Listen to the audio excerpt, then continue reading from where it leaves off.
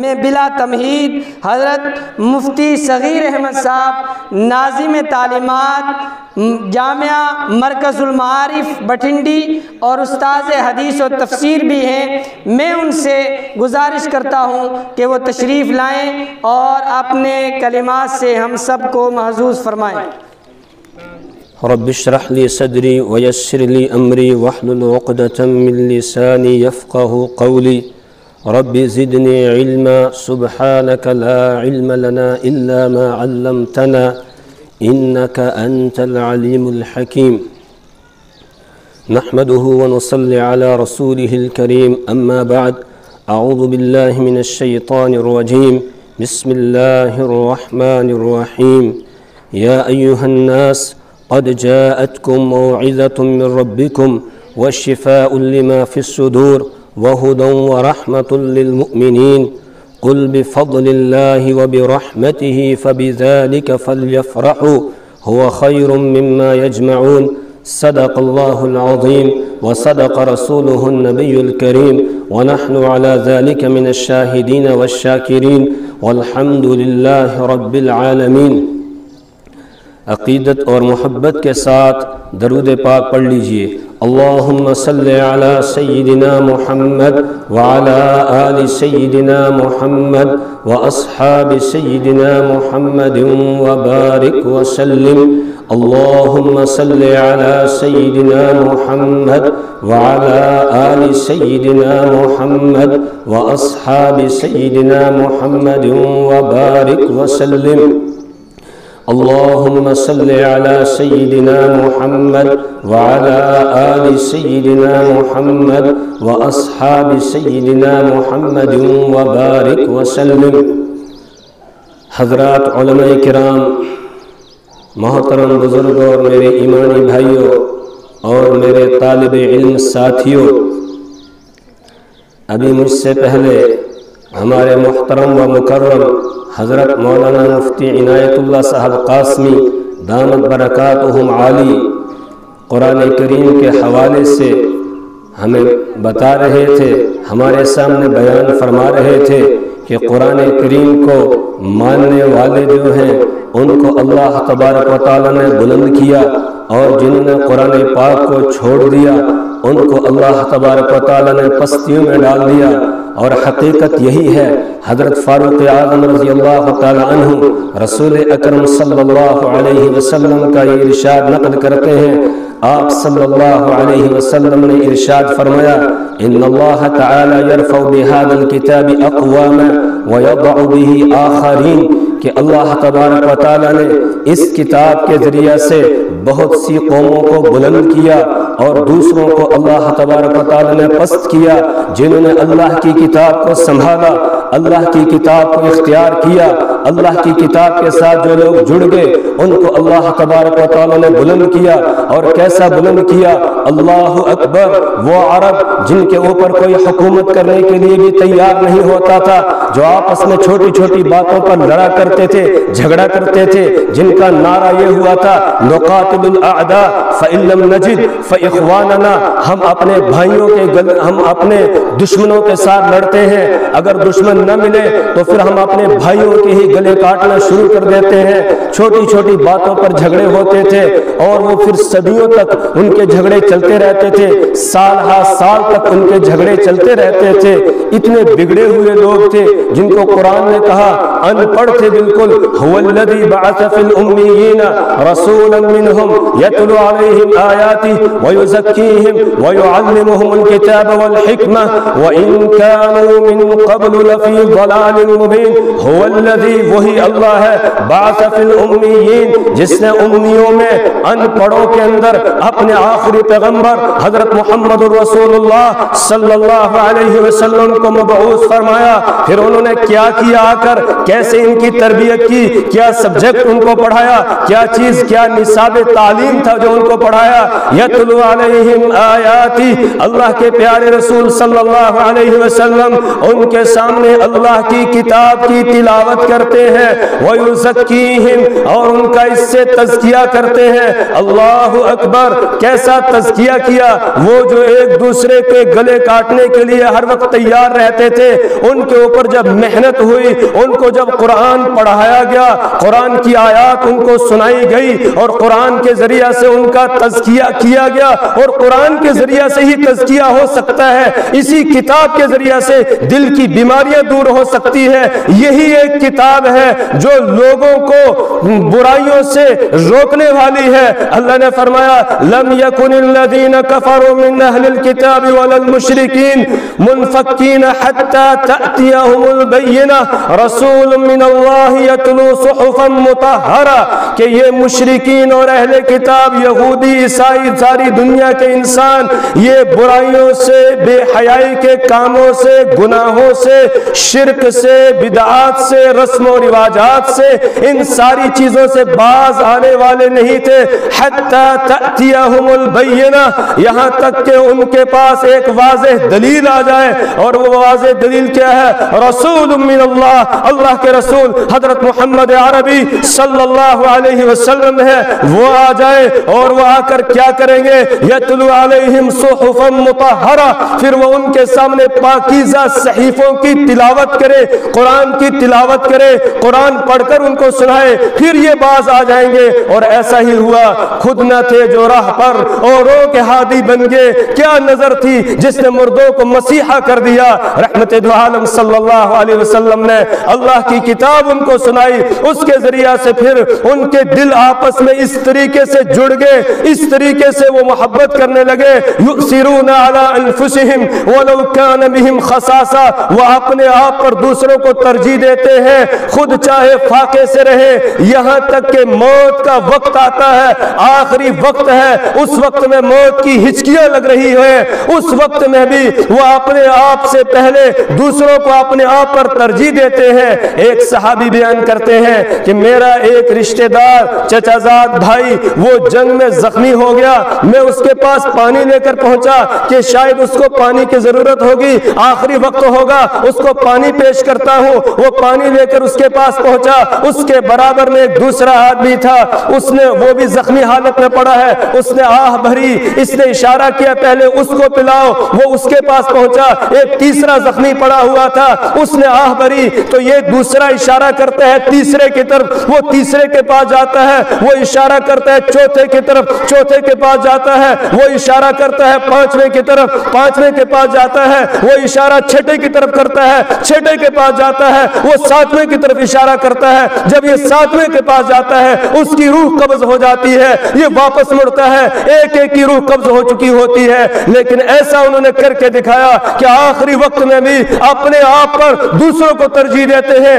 جس وقت میں آدمی سب کو بھول جاتا ہے وہ ایسی گھڑی ہوتی ہے، وجاءت سکرۃ الموت بالحق ذلک ما کنت منہ تحید، سکرات موت کا وقت ایسا ہوتا ہے جس وقت آدمی کسی کو یاد نہیں رکھتا ہے، لیکن یہ اس وقت میں بھی اپنے آپ پر دوسروں کو ترجیح دیتے ہیں۔ آخر کیا چیز تھی جس نے ان کو اس طرح بنا دیا تھا اور اس طرح ان کے دلوں کی صفائی ہو چکی تھی کہ اپنے آپ پر دوسروں کو ترجیح دے رہے ہیں؟ یہ اللہ کی کتاب تھی، یہ قرآن کریم تھا جس نے ان کی زندگیوں کے اندر ایسی تبدیلی پیدا کر دی تھی۔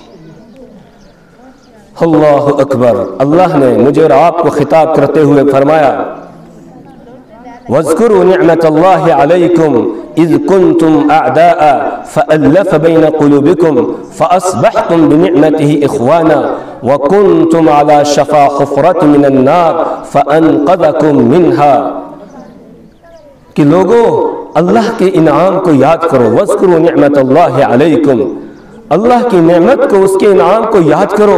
اذ کنتم اعداء، جب تم آپس میں ایک دوسرے کے دشمن تھے، فألف بین قلوبکم، تو اس نے تمہارے دلوں کو جوڑ دیا، فاصبحتم بنعمتہ اخوانا، تو تم اس کے انعام سے آپس میں بھائی بھائی ہوگے۔ وَكُنْتُمْ عَلَى شَفَا حُفْرَةٍ مِنَ النَّارِ، اور تم سب کے سب جہنم کے گڈھے کے کنارے پر آ کر کھڑے ہو گئے تھے۔ بس ایسا لگ رہا تھا ایک دھکا لگے گا تو حضرت آدم علیہ السلام کی اولاد کا جو قافلہ ہے یہ سارا کا سارا جہنم کے اندر چلا جائے گا، لیکن اللہ نے تم پر کرم کیا، فَأَنْقَذَكُمْ مِنْهَا، تو اس نے تم کو اپنے آخری نبی کو بھیج کر اور اس پر آخری کتاب نازل فرما کر اس سے تم کو نکال لیا۔ اگر دنیا کے اندر انقلاب پیدا کرنا چاہتے ہیں تو پھر اللہ کی کتاب کے ساتھ جڑنا پڑے گا، اس کے ساتھ وابستہ ہونا پڑے گا، تب اللہ تبارک و تعالی بلندیاں عطا فرمائیں گے۔ اور اگر ایسے ہی ہم نے چھوڑے رکھا اللہ کی کتاب کو، جو آج ہمارا حال ہے، تو پھر دنیا بھی گئی اور آخرت میں میدان محشر قائم ہوگا، اس وقت میں بھی ذلت اور رسوائی کا سامنا کرنا پڑے گا۔ نہ دنیا ہی ملی اور نہ آخرت، کچھ بھی ہمارے ہاتھ نہیں آئے گا۔ دنیا تو گئی ہوئی ہے، جب تک وہ قرآن کو سنبھالے ہوئے تھے، قرآن کے ساتھ جڑے ہوئے تھے، اللہ نے ان کو بلند کیا تھا۔ ابھی میرے محترم و مکرم مولانا سعید صاحب بیان فرما رہے تھے، وہ معزز تھے زمانے میں حامل قرآن ہو کر، انہوں نے قرآن کو اٹھایا تھا، اس لیے وہ معزز تھے، اور ہم ذلیل اور خوار ہو رہے ہیں تارک قرآن ہو کر، قرآن کو ہم نے چھوڑ دیا، اس لیے ذلت کی زندگی بسر کر رہی ہے۔ اصل بات یہ ہے قرآن کو ہم نے سمجھا نہیں کہ یہ ہے کیا، کتنی عظیم یہ کتاب ہے۔ اللہ اکبر۔ اللہ تعالیٰ اپنے نبی صلی اللہ علیہ وسلم کو فرماتے ہیں وَمَا كُنْتَ تَرْجُو أَن يُلْقَى إِلَيْكَ الْكِتَابِ، پیارے آپ کو بھی یہ امید نہیں تھی کہ آپ کو یہ قرآن دیا جائے گا، لیکن اللہ نے کرم کیا اور آپ کو اپنی کتاب اللہ تبارک و تعالیٰ نے عطا کی۔ آج ابھی کچھ دیر کے بعد آپ کے سامنے حفاظ کی دستار بندی ہوگی۔ اللہ اکبر۔ ان حفاظ کو کہاں نسبت جڑ رہی ہے؟ ابھی میرے محترم و مکرم حضرت مولانا مفتی عنایت اللہ صاحب دامت برکاتہم بیان فرما رہے تھے کہ اصحاب صفہ کے ساتھ جڑ گئے، یہ رسول پاک صلی اللہ علیہ وسلم کے صحابہ کے ساتھ جڑ گئے، ان کے ساتھ جڑ گئے، لیکن میں اس سے آگے کی بات کہتا ہوں کہ وہ لائن قیامت میں جس لائن میں یہ حفاظ لگے ہوئے ہوں گے، اس لائن میں سب سے پہلے نمبر پر جو شخصیت ہوگی وہ ہے حضرت محمد رسول اللہ صلی اللہ علیہ وسلم۔ وہ سب سے پہلے حافظ قرآن ہیں، وہ اس لائن میں سب سے آگے ہوں گے، اور اس وقت یقال لصاحب القرآن، صاحب قرآن سے کہا جائے گا اقرا ورتقی، پڑھتا جا اور چڑھتا جا، ورتل کما کنت ترتل فی الدنیا، اور ایسے پڑھ ٹھہر کر جیسے تو دنیا کے اندر پڑھا کرتا تھا، فإن منزلک عند آخر آیت تقرأها، اس لیے کہ تیری منزل آخری وہ آیت ہے جس کو تو پڑھے گا، جس کو قرآن کا جتنا حصہ یاد ہوگا اس سے یہ کہا جائے گا۔ کسی کو 10 صورتیں یاد ہے قرآن پاک کی، اس سے بھی کہا جائے گا وہ 10 صورتیں پڑھے گا، جہاں پہنچے گا وہ اس کا مرتبہ اور مقام ہوگا۔ کسی کو 100 آیات یاد ہے، 100 آیات تک جائے گا، کسی کو 1000 آیات یاد ہے، 1000 درجوں تک چڑھے گا، کسی کو 1500 آیات یاد ہے، وہ 1500 درجوں تک چڑھے گا، کسی کو 4000 آیات یاد ہے قرآن کی، وہ 4000 درجے تک چڑھتا چلا جائے گا۔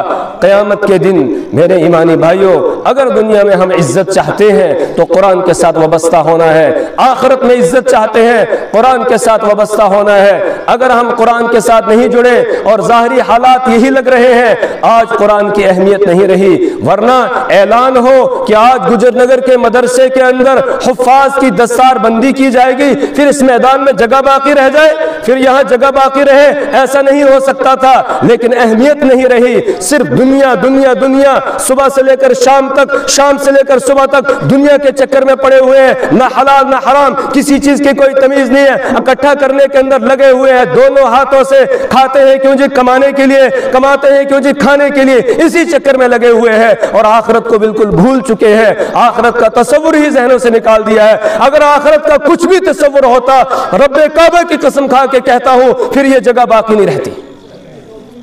کتنی گھنی آبادی ہے، کتنی گھنی آبادی، افسوس ہے ہم کو کہ نہیں آج قرآن کی اہمیت ہمارے نزدیک ہے، قرآن کی عظمت ہمارے دلوں کے اندر نہیں ہے۔ میرے ایمانی بھائیوں، یہ زندگی گزر جائے گی، چند روزہ زندگی ہے، اصل زندگی وہاں کی ہے، آخرت کی، اور وہ ہمیشہ والی ہے، وہ کبھی ختم ہونے والی نہیں ہے۔ اس دن میدان محشر میں اللہ کے رسول صلی اللہ علیہ وسلم سے حضرت انس رضی اللہ تعالیٰ عنہ نے دریافت کیا، یا رسول اللہ صلی اللہ علیہ وسلم، قیامت کے دن آپ میری شفاعت کریں گے، سفارش کریں گے؟ اللہ کے پیارے رسول صلی اللہ علیہ وسلم نے فرمایا، ہاں انس میں تمہاری سفارش کروں گا، شفاعت کروں گا۔ عرض کیا، یا رسول اللہ صلی اللہ علیہ وسلم، میں آپ کو کہاں تلاش کروں، کہاں ڈھونڈوں؟ اللہ کے رسول صلی اللہ علیہ وسلم نے فرمایا، اگر مجھے تلاش کرنا ہے تو حوض کوثر پر آ جانا۔ جب میری امت اپنی قبروں سے پیاسی نکل کر آئے گی، میں حوض کوثر پر ان کا استقبال کروں گا، میں حوض کوثر پر ان کا استقبال کروں گا اور ان کو جام کوثر پیش کروں گا، اور جو ایک مرتبہ پی لے گا دوبارہ اس سے جنت میں داخل ہونے تک پیاس نہیں لگے گی۔ مجھے لگ رہا ہے کہ بات میری سمجھ میں شاید نہیں آ رہی ہے۔ اصل میں کسی بھی جگہ جائیں گے تو اس کی مثال ایسے ہے، بارش ہو رہی ہے، دو قسم کے برتن ہیں، ایک برتن سیدھا رکھا ہوا ہے اور ایک الٹا رکھا ہوا ہے۔ بتائیں بارش کا پانی کس میں آئے گا؟ بتائیں۔ ایک تو یہ بیچ میں جو اتنا زیادہ غیب رکھ دیا نا، یہ بھی ٹھیک نہیں ہے۔ جتنی نزدیکی ہوتی ہے اتنی بات زیادہ سمجھ میں آتی ہے، یہ جو دوری ہے یہ بھی ٹھیک نہیں ہے، کیوں اتنی دور سے بات سمجھ میں نہیں آتی ہے۔ حضرت موسیٰ علیہ السلام کوہ طور پر تھے، اللہ تبارک و تعالیٰ نے فرمایا آپ کی قوم پیچھے گمراہ ہو گئی، کوئی زیادہ اثر دل پر نہیں پڑا، تختیاں نہیں پھینکی توریت کی، اٹھائے ہوئے چلے آئے، لیکن جب قوم کے سامنے پہنچے اور وہاں ان کو دیکھا کہ وہ بچڑے کی پوجا میں لگے ہوئے ہیں تو برداشت نہیں ہوا، فوراً تختیاں پھینک دی اور اپنے بھائی حضرت ہارون علیہ السلام کی داڑھی سے ان کو پکڑ لیا اور سر کے بالوں سے پکڑ لیا اور کہنے لگے کہ میرے بعد آپ نے قوم کی رہبری اور رہنمائی کیوں نہیں کی؟ تو جو نزدیکی سے فائدہ ہوتا ہے وہ دوری سے نہیں ہوتا ہے، جو نزدیک بیٹھنے سے فائدہ ہوگا وہ دوری سے نہیں ہوگا۔ دور رہیں گے پھر یہاں پیچھے رہیں گے، وہاں بھی پیچھے، وہاں بھی شاید نمبر پیچھے آ جائے گا۔ اگر آگے بڑھنا چاہتے ہیں پھر یہ انتظام ایسا ہونا چاہیے تھا، آگے ہی بیٹھے ہوئے تھے۔ میں عرض کر رہا تھا، حضرت انس رضی اللہ تعالیٰ عنہ نے عرض کیا، یا رسول اللہ صلی اللہ علیہ وسلم کہاں تلاش کروں؟ عرض کیا حوض کوثر پر۔ عرض کیا یا رسول اللہ اگر وہاں ملاقات نہ ہو تو پھر کہاں؟ فرمایا پھر جہاں اعمال تل رہے ہوں گے، خافضۃ الرافعہ، کسی کا پلڑا جھک رہا ہوگا، کسی کا ہلکا ہو رہا ہوگا، وہ قیامت کا دن کچھوں کو بلند کرے گا، کچھوں کو پست کرے گا۔ کچھ پگڑیوں والے اس وقت پست ہو رہے ہوں گے اور کچھ گدڑیوں والے اس وقت جو ہے وہ بلند ہو رہے ہوں گے۔ ایسا وہ دن ہوگا، فَأَمَّا مَنْ ثَقُلَتْ مَوَازِينُهُ فَهُوَ فِي عِيشَةٍ رَاضِيَةٍ، جس کی نیکیوں کا پلڑا بھاری ہوگا وہ عیش کی زندگی میں ہوگا۔ وَأَمَّا مَنْ خَفَّتْ مَوَازِينُهُ فَأُمُّهُ هَاوِيَةٌ، اور جس کی نیکیوں کا پلڑا ہلکا ہو جائے گا اس کا ٹھکانہ پھر ہاویہ ہے۔ وَمَا أَدْرَاكَ مَا هِيَ، اور آپ کو کیا معلوم کہ وہ کیا ہے؟ ہاویہ، نار حامیہ، وہ دہکتی ہوئی آگ ہے، اس میں ڈالا جائے گا۔ تو قیامت کا وہ دن ہوگا، آپ نے فرمایا کہ جہاں اعمال تل رہے ہوں گے وہاں پر مجھے آ کر تلاش کرنا۔ عرض کیا یا رسول اللہ صلی اللہ علیہ وسلم اگر وہاں پر ملاقات نہ ہو پھر؟ آپ نے فرمایا پھر پل صراط پہ آ جانا۔ جب میری امت کے لوگ اپنی بدعمالی کی وجہ سے کٹ کٹ کے نیچے گر رہے ہوں گے اس وقت میں کہہ رہا ہوں گا اللہم سلم اللہم سلم، اللہ سلامتی کے ساتھ ان کو پار لگا دینا، اللہ سلامتی کے ساتھ ان کو پار لگا دینا۔ تو اس دن بھی رحمت دو عالم صلی اللہ علیہ وسلم کو میری اور آپ کی فکر ہوگی، دنیا میں بھی یہاں پر بھی میری اور آپ ہی کی فکر تھی۔ ہم رات کو سو جاتے ہیں لیکن اللہ کے رسول صلی اللہ علیہ وسلم رات کو بیدار رہتے تھے اپنی امت کی خاطر۔ حضرت عائشہ صدیقہ طیبہ طاہرہ رضی اللہ تعالی عنہ بیان فرماتی ہیں رسول پاک صلی اللہ علیہ وسلم میرے پاس آئے، آ کر لیٹ گئے، کچھ دیر کروٹیں بدلتے سوتے رہے, نیند نہیں آئی, اس کے بعد اٹھ کر آپ چل دیے. میں نے سوچا شاید آپ کسی دوسری بیوی کے پاس تشریف لے گئے ہیں, اس لیے میں بھی راستے کی خوشبو سے اندازہ لگاتی ہوئی پیچھے پیچھے چلی تو ایک مقام پر پہنچتی ہوں. رحمت دو عالم صلی اللہ علیہ وسلم سر سجدے میں ڈالے ہوئے ہیں اور اللہ سے فریاد کر رہے ہیں, اللہم اغفر لامتی, اللہم اغفر لامتی, اللہم اغفر لامتی. اللہ میری امت کو معاف کر دے, اللہ میری امت کو معاف کر دے, اللہ میری امت کو معاف کر دے. میرے اور آپ کے پیارے نبی راتوں کو میرے اور آپ کے لیے جاگ رہے ہیں, لیکن ہم سو جاتے ہیں. دنیا میں بھی ہمیں نہیں بھولے, آخرت میں بھی نہیں بھولیں گے, لیکن میدان محشر جب قائم ہوگا, حساب کتاب ہوگا, رسول پاک صلی اللہ علیہ وسلم اپنی امت کی کوئی شکایت نہیں کریں گے. میرے استاد محترم حضرت مفتی فیض الوحید صاحب نور اللہ مرقدہ, ان کی تفسیر ہے فیض المنان, اس میں انہوں نے ایک آیت کی تشریح کے اندر لکھا ہے وقال الرسول یا رب ان قوم اتخذوا هذا القرآن مہجورا, کہ اس نے رسول پاک صلی اللہ علیہ وسلم کو اللہ کے سامنے اپنی امت سے کوئی شکایت نہیں ہوگی, یہ شکایت نہیں ہوگی امت نے مجھے پتھر برسائے تھے, امت نے مجھے لہو لہان کر دیا تھا, مجھے طائف کی وادیوں کے اندر لہو لہان کر دیا تھا, مجھ پہ پتھر برسائے گئے تھے, میرے نالین مبارکین خون سے تر ہو گئے تھے.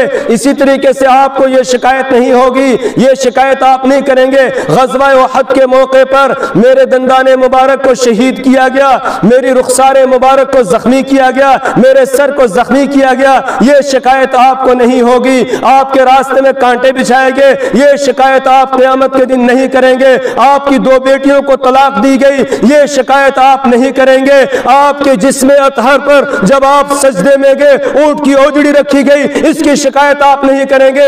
آپ کے گلے کے اندر پھندا ڈالا گیا اور پھر اس کو مروڑ دیا گیا اور آپ کو پھانسی دینے کی کوشش کی گئی, اس کی شکایت آپ نہیں کریں گے.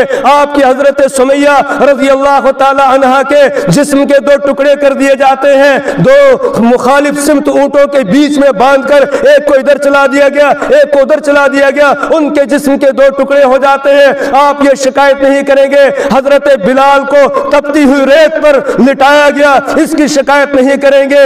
اور اسی طریقے سے حضرت خباب ابن ارت رضی اللہ تعالی عنہ کو ان کو انگاروں کے پر لٹایا گیا, اس کی شکایت آپ نہیں کریں گے. حضرت زنیرہ کے سر میں چوٹ لگائی گئی جس سے ان کی دونوں آنکھوں کی روشنی اور بینائی چلی جاتی ہے, آپ اس کی شکایت نہیں کریں گے. آپ کے چچا حضرت امیر حمزہ سید الشہداء رضی اللہ تعالی عنہ کے جسم کے ٹکڑے کیے جاتے ہیں, مسئلہ کیا جاتا ہے, دل کو نکالا جاتا ہے, اس کو چبانے کی کوشش کی جاتی ہے. اسی طرح کان کاٹے جاتے ہیں, انگلیاں کاٹی جاتے ہیں, ناک کاٹا جاتا ہے, اس کا ہار بنا کر پہنا گیا, اس کی شکایت آپ نہیں کریں گے. آپ کی امت نے آپ کے خاندان کے لوگوں کو میدان کربلا کے اندر ذبح کر دیا, 80 آدمیوں کو شہید کر دیا گیا, آپ اس کی شکایت نہیں کریں گے. اگر آپ کو قیامت کے دن شکایت ہوگی اپنی امت کے بارے میں, صرف وہ ایک ہی شکایت ہوگی, وقال الرسول یا رب ان قوم اتخذوا هذا القرآن مہجورا.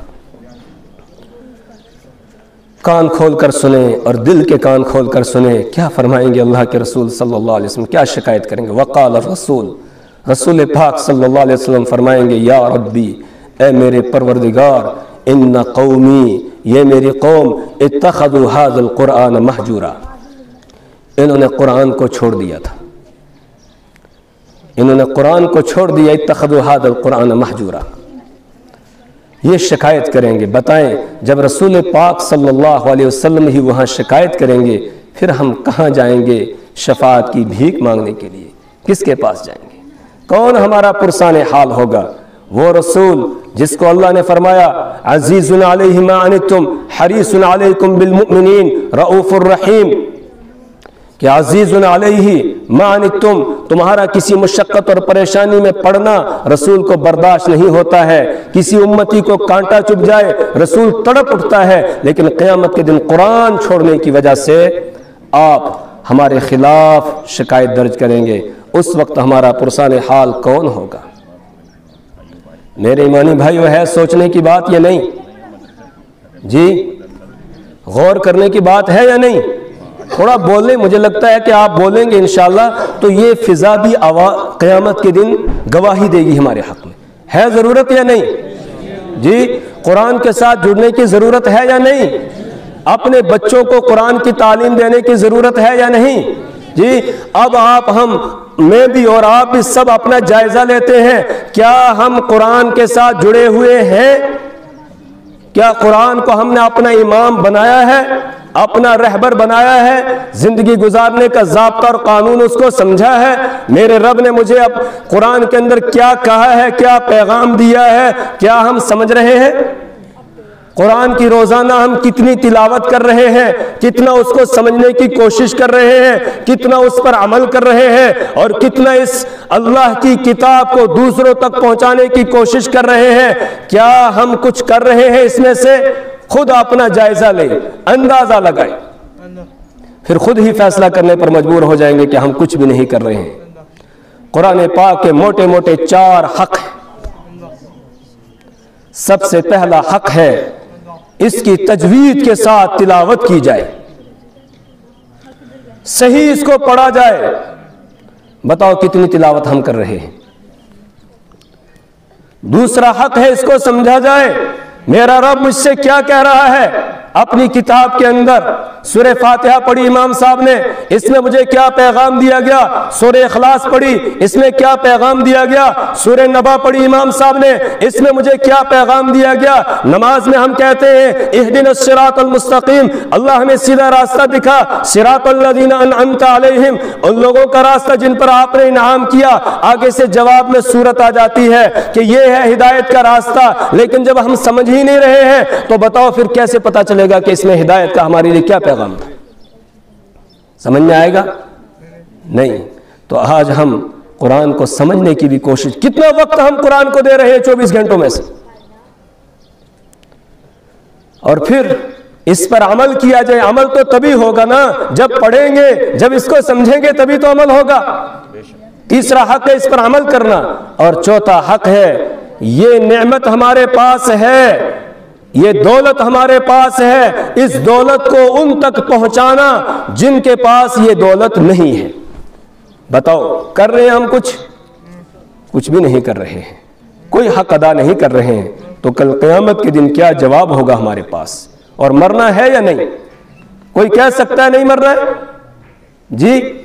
کوئی دعویٰ کر سکتا ہے مجھے ہمیشہ رہنا ہے, مجھے نہیں مرنا ہے, میری کوٹھی مجھے بچا لے گی, میرا مال مجھے بچا لے گا, میرے اہل و عیال مجھے بچا لیں گے؟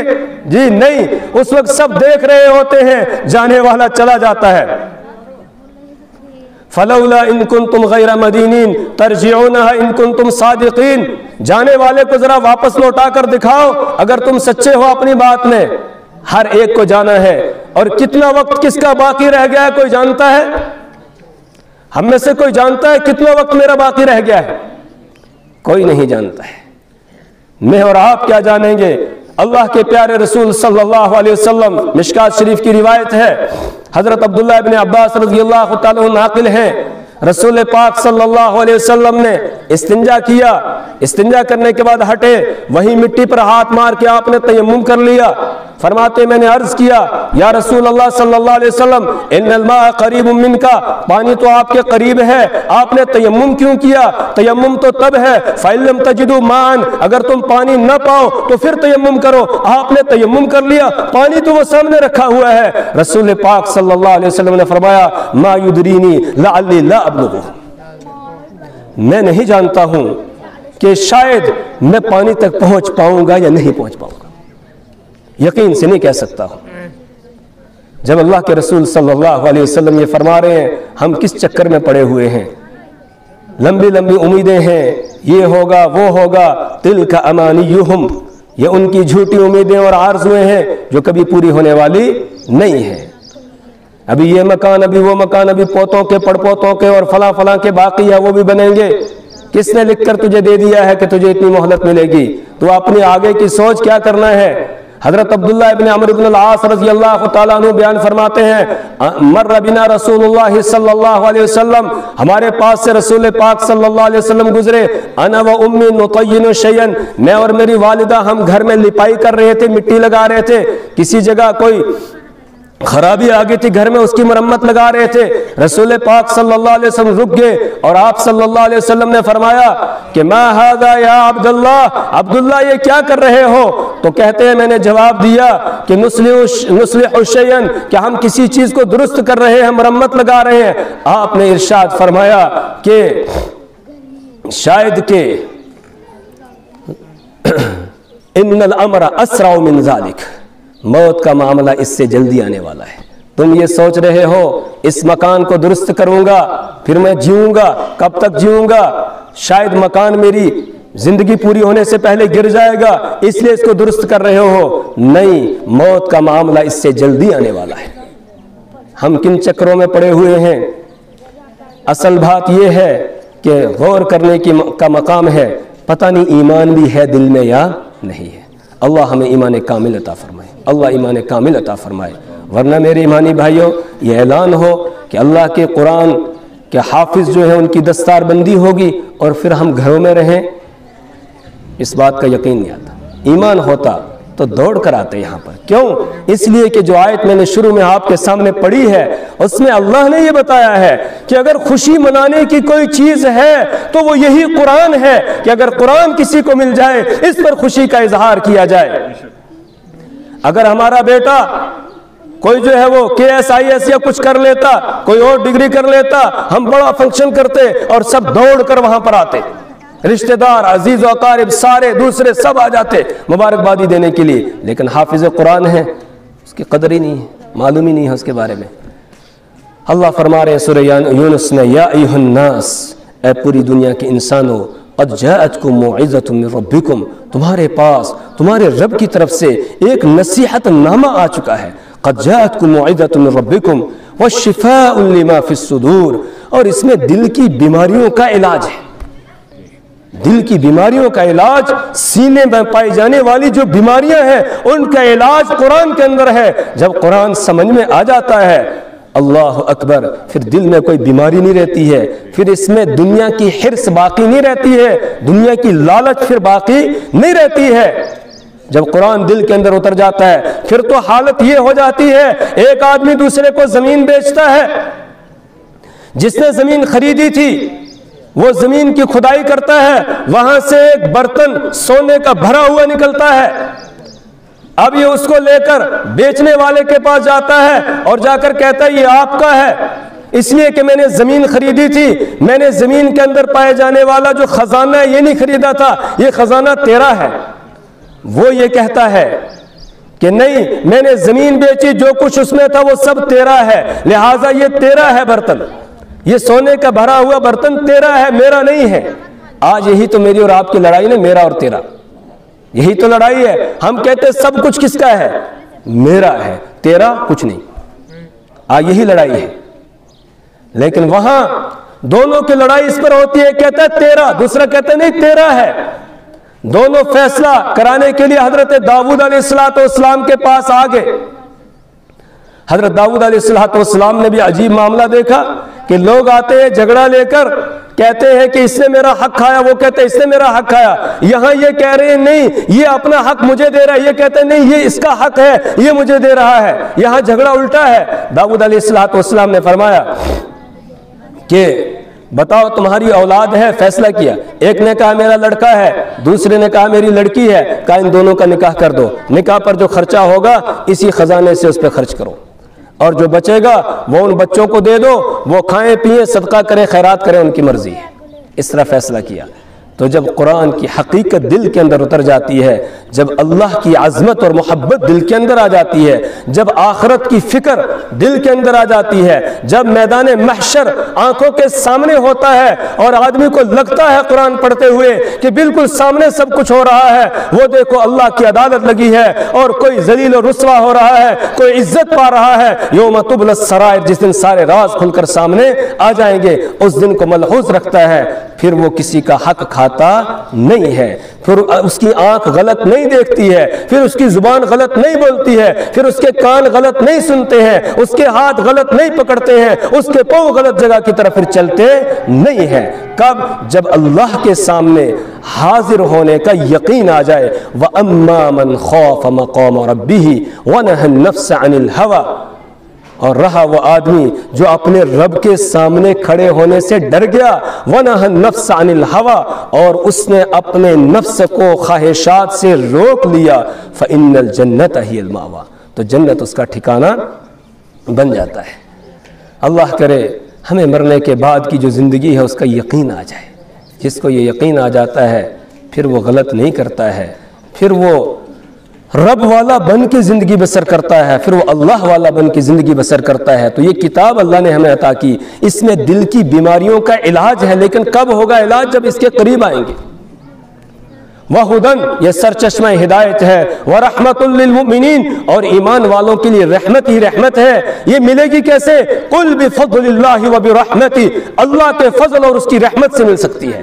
مانگو اللہ سے، اللہ سے مانگیں گے اللہ عطا کرے گا۔ اللہ ہمیں قرآن کی عظمت عطا فرمائے، اللہ قرآن کی نعمت اور دولت ہمیں عطا فرمائے، ہمارے بچوں کو عطا فرمائے۔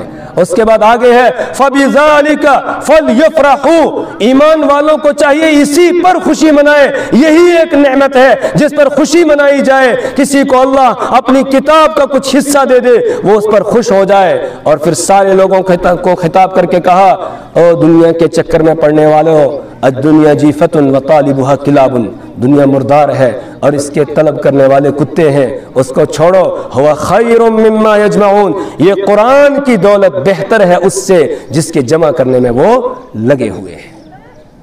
یہ پیغام ہے آج کے جلسے کا میرے ایمانی بھائیوں۔ میں نہیں جانتا ہوں کہ بات سمجھ میں آئی کہ نہیں آئی، اللہ کرے کہ مجھے بھی سمجھ میں آ جائے، آپ کو بھی سمجھ میں آ جائے، سب کو سمجھ میں آ جائے۔ سبحان اللہ وبحمدہ، سبحانک اللہم وبحمدک، ونشہد ان لا الہ الا انت، ونستغفرک ونتوب الیک۔